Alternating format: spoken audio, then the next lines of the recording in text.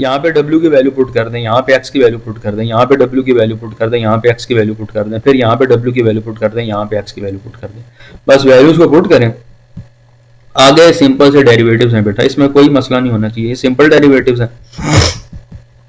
बस वैल्यूज को पुट करें, सिंपल है। यहाँ पे पार्शियल डेरिवेटिव, यहाँ पे w का डेरिवेटिव लिया गया, मैं एक आपको कर देता हूँ, बाकी आप खुद करेंगे। एक टर्म आपको कंप्लीट कर देता हूँ। ये इस तरह होता है कि पावर नीचे उतरेगी, पावर में से एक माइनस करेंगे तो ये आपके पास ये, और पावर के बगैर डेरिवेटिव, पावर के बगैर जब डेरिवेटिव लेंगे तो ये दोनों टर्म जीरो हो जाएंगी और एक्स स्क्वायर का डेरिवेटिव 2x आ जाएगा। और यहाँ पे क्या लिखा हुआ है, d by D theta cos theta के बराबर है, इसका जब डेरिवेटिव लेंगे कॉस थीटा का तो वो माइनस साइन थीटा के बराबर आ जाएगा। अब इसी तरह बाकी दो टर्म्स को भी आप अटेम्प्ट कर सकते हैं, बाकी दो टर्म्स को भी आप अटेम्प्ट कर सकते हैं। तो जब आप उनके डेरिवेटिव ले लेंगे तो आपके पास ये वाली जो टर्म है ये आपके पास आ जाएगी। तो इस टर्म के अंदर आपने एक चीज ख्याल रखना है, इसको सिंप्लीफाई करेंगे। सिंप्लीफिकेशन के अंदर मैं सिंपल ये बता देता हूँ कि ये आपको 2 नजर आ रहा है, ये जो 2 है ये इस 2 से कैंसिल हो जाएगा। इसी तरह ये वाला जो 2 है ये इस 2 से कैंसिल हो जाएगा, इसी तरह ये वाला जो 2 है वो इस 2 से कैंसिल हो जाएगा। अब ये सारी चीजें कैंसिल होने के बाद ये आपके पास सिंपल रिजल्ट्स आ जाएंगे, और रिजल्ट आने के बाद ये वाली जो टर्म आ रही है ये सारों में कॉमन आ रही है। ये देख सकते हैं ये वाली जो टर्म है ये सब में कॉमन आ रही है, तो हम जो टर्म कॉमन आ रही है उसको कॉमन ले लेंगे। ये टर्म जो है ये सारों के साथ कॉमन आ रही है, तो ये सारों के साथ कॉमन आ रही है, तो इसको हम कॉमन ले लेंगे। तो कॉमन लेने के बाद ये देख सकते हैं कि ये मैंने इसको कॉमन, ये बेसिकली इसको पहले मैंने नीचे लिखा, नीचे लिखने के बाद मैंने इसको कॉमन ले लिया, तो ये मैंने इसको कॉमन ले लिया, तो ये आपके पास रिजल्ट आ रहा है। और ये जो रिजल्ट आया उसने कहा था कि जो D W by D theta आया, ये बेसिकली कॉमन नहीं भी लेना तो कोई फर्क नहीं पड़ता। कॉमन इसलिए मैंने लिया है कि आंसर सिंप्लीफाई हो जाएगा। अगर आप कॉमन नहीं लेना चाहते तो कोई मसला नहीं, ठीक है। लेकिन अगर कॉमन नहीं लेंगे तो क्वेश्चन थोड़ा सा कॉम्प्लेक्स फॉर्म में चला जाएगा। इस तरह क्वेश्चन छोटा सा लग रहा है, और यहाँ पे क्या करेंगे, थीटा की जगह वो उसने बुक में ये लिखा हुआ था कि आपने जो आंसर आएगा उसमें थीटा की जगह पाई बाई 4 पुट करें। पाई बाई 4 का मतलब होता है 45 डिग्री। तो यहाँ पे एक्स वाई और जेड की वैल्यू भी निकालेंगे। एक्स आपके पास किसके इक्वल है, एक्स आपके पास कॉस थीटा के इक्वल है, वाई आपके पास साइन थीटा के इक्वल है, और जेड आपके पास tan थीटा के इक्वल है। तो एक्स की जगह आप पुट करेंगे पाई बाई 4, वाई की जगह भी आप पाई बाई 4 और जेड की जगह भी आप पाई बाई 4। इसकी वैल्यू होती है 1/√2। ये आपको वैल्यूज याद होनी चाहिए। अब ये सारी वैल्यूज लेके आंसर में पुट कर दें, ये आपके पास आंसर है। ये देख सकते हैं ये मैंने पुट कर दिया, ये x की वैल्यू पुट कर दी, ये y की वैल्यू पुट कर दी, ये z की वैल्यू पुट कर दी, ये x की वैल्यू पुट कर दी, साइन और यहाँ पे थीटा की वैल्यू पुट कर दी, ये y और cos लिखा हुआ था थीटा की वैल्यू पुट कर दी। थीटा आपके पास पाई बाई 4 है, ये आपके पास y था, z था, और सीकेंड के थीटा था, थीटा की वैल्यू पुट कर दी। ये आप कैलकुलेटर से इसके आंसर निकाल सकते हैं। बस आप इसकी cos साइन पाई बाई 4 की वैल्यू आपको पता है वो 1/√2 होती है, cos पाई बाई 4 की वैल्यू भी 1/√2 होती है। सीकेंड पाई बाई 4 की वैल्यू किसके इक्वल होती है, सीकेंड जो होता है वो cos का उल्ट होता है। तो cos की वैल्यू अगर 1/2 है तो इसकी वैल्यू √2 हो जाएगी, ठीक है, √2 हो जाएगी। तो बस वैल्यूज पुट करेंगे, इसको जस्ट सिंप्लीफाई करते हुए जाएंगे। तो बस सिंप्लीफाइड फॉर्म में आप इसको देख सकते हैं, ये मैंने काफी डिटेल में इसको लिखा है, हर स्टेप्स किया है। यहाँ पे भी आंसर बच्चे छोड़ देते हैं, लेकिन यहाँ से रैशनलाइजेशन का प्रोसेस आपने जारी रखना है बेटा। यहाँ पे रैशनलाइजेशन करेंगे तो एट द एंड जो आंसर आ जाएगा D W by D theta जो है वो √2 आ जाएगा। अब हम चेन रूल करने लगे हैं फॉर पार्शियल डेरिवेटिव। बेटा चेन रूल पार्शियल डेरिवेटिव का जो कॉन्सेप्ट है वो काफी ज्यादा लेंथी है, तो इस चीज में को आपने ख्याल रखना है। इसको मैंने काफी डिटेल में बता दिया है कि अगर x जो है चेन रूल के अंदर जो x है वो दो चीजों का फंक्शन होगा, u और v का, और y जो है वो भी दो चीजों का फंक्शन होगा, u और v का, ठीक है।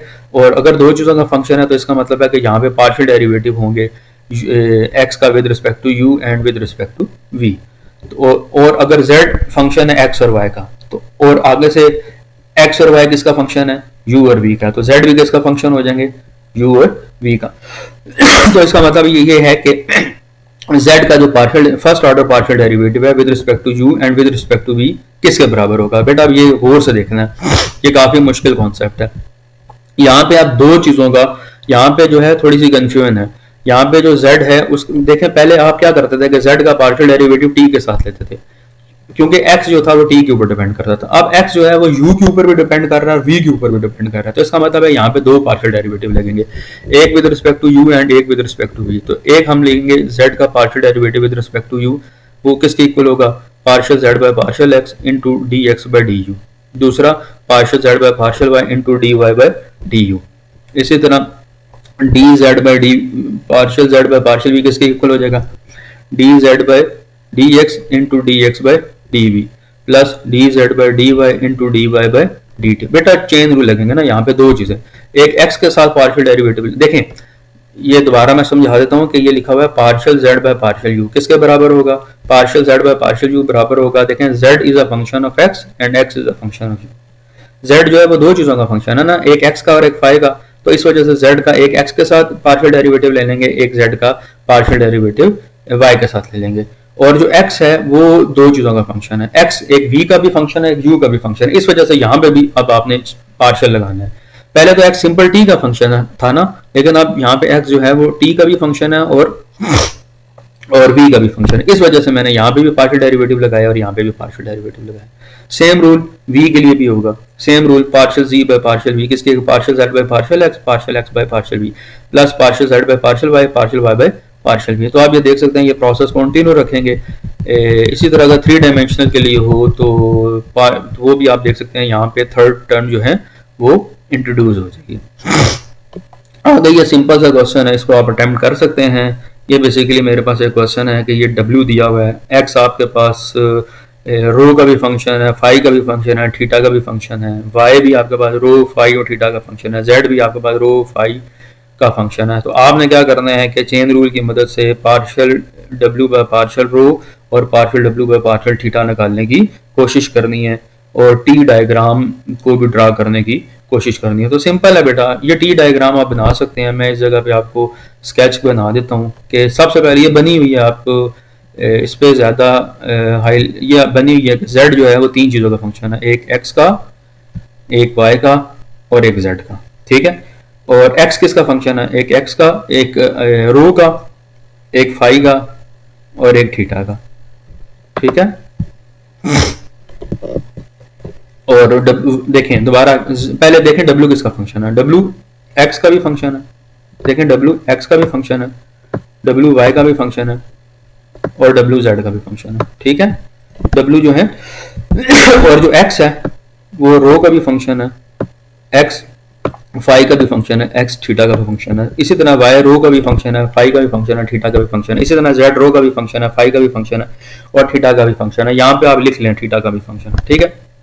तो यहाँ पे आपके पास आपने करना ये है कि पार्शियल रो, ये बेसिकली आपने क्या करना है कि पार्शियल जो आपने निकालना है पार्शियल अपने जो क्वेश्चन में निकालना है वो आपने निकालना है पार्शियल w बाय पार्शियल रो। ये मैंने फार्मूला लिखा हुआ है। तो सबसे पहले क्या करेंगे, w का डेरिवेटिव लेंगे x के साथ, फिर x का पार्शियल डेरिवेटिव लेंगे रो के साथ, फिर y के साथ चेन रूल लगेगा, फिर z के साथ चेन रूल लगेगा। बस सिंपल है, इसमें बेटा कोई मसला नहीं है। आपने w x w y w z की वैल्यू पुट करनी है। ये डेरिवेटिव आप खुद सॉल्व कर सकते हैं, ये आपके पास आंसर आ गया।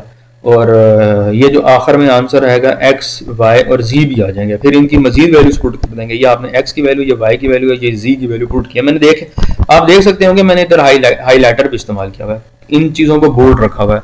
और जब मैंने वैल्यूज पुट किए तो आपको पता होना चाहिए यहाँ पे मैंने वैल्यूज पुट किए, यहाँ पे मैंने वैल्यूज पुट किए। जब मैं यहाँ पे वैल्यूज को पुट कर दूंगा, यहाँ पे मैंने वैल्यूज पुट की हुई है कि x आपके पास ये है, y आपके पास ये है, z आपके पास ये। इसको सिंप्लीफाई करते हुए जाएंगे, इसको जब सिंप्लीफाई करते हुए जाएंगे, ये बेटा सिंप्लीफाई आप अंडरस्टैंड कर सकते हैं। ये आपके पास ये फार्मूला आपको याद होना चाहिए, ये cos k theta minus sin k theta cos 2 theta के बराबर होता है। इसी तरह आप पार्शियल डेरिवेटिव w का विद रिस्पेक्ट टू थीटा लेंगे तो थीटा के साथ भी 3 दफा चेन रूल लगाएगा, same as it is values put करते हुए जाएंगे, इसमें भी कोई मुश्किल नहीं है। तो ये भी आप क्वेश्चन आसानी के साथ, इस क्वेश्चन को भी आप आसानी के साथ अटेम्प्ट कर सकते हैं। अब उसके बाद हमारे पास जो कॉन्सेप्ट आ रहा है वो इम्प्लिसिट डिफरेंशिएशन का आ रहा है। इम्प्लिसिट डिफरेंशिएशन जो है यहाँ पे दो टास्क हैं, एक सिंगल वेरिएबल के लिए, एक डबल वेरिएबल के लिए। मैं आपको डबल वेरिएबल के लिए समझा देता हूँ। सिंगल वेरिएबल का जो कॉन्सेप्ट है वो आप खुद जो है चले मैं आपको सिंगल वेरिएबल समझाता हूँ, डबल वेरिएबल का कॉन्सेप्ट जो है वो आपको आसानी के साथ समझ आ जाएगा। अगर आपके पास एक फंक्शन है f is a function of x y and c जो है is some constant, f is a function of x y and c is some constant, और y इम्प्लिसिट, इम्प्लिसिट का मतलब होता है कि ऐसा फंक्शन जो आसानी के साथ सॉल्व ना हो सकता हो। तो y define y implicitly as a differentiable function of x, यानी y का डेरिवेटिव लें विद रिस्पेक्ट टू x। तो बेटा इसको याद रखने का तरीका देख लें, इस चीज को याद रखने का तरीका है, ये बेसिकली याद रखने का तरीका देख लें कि dy बाई dt को याद रखने का तरीका है, आप इस टर्म को छोड़ दें, आप इस टर्म को याद रखें, ये जो मैंने दूसरी टर्म लिखी है इसको याद रखने का तरीका ये है कि लिखा हो ना dy बाई dt, तो आप इसको इस तरह लिखेंगे माइनस नीचे वाली चीज को ऊपर ले जाए, नीचे x के साथ डेरिवेटिव है तो ऊपर फंक्शन का पार्शियल डेरिवेटिव ले लें विद रिस्पेक्ट टू x। ये फंक्शन है जो क्वेश्चन में दिया हुआ है, और नीचे आपको क्या नजर आ रहा है, ऊपर क्या देखें क्रॉस मल्टीपल है, नीचे वाला ऊपर ले जाएं और ऊपर वाला नीचे ले आए, यानी ऊपर आपने पार्शियल डेरिवेटिव लेना है फंक्शन का विद रिस्पेक्ट टू x, और नीचे आपने पार्शियल डेरिवेटिव लेना है विद रिस्पेक्ट टू y, और बाहर एक माइनस का निशान लगा देना है। तो ये आपके पास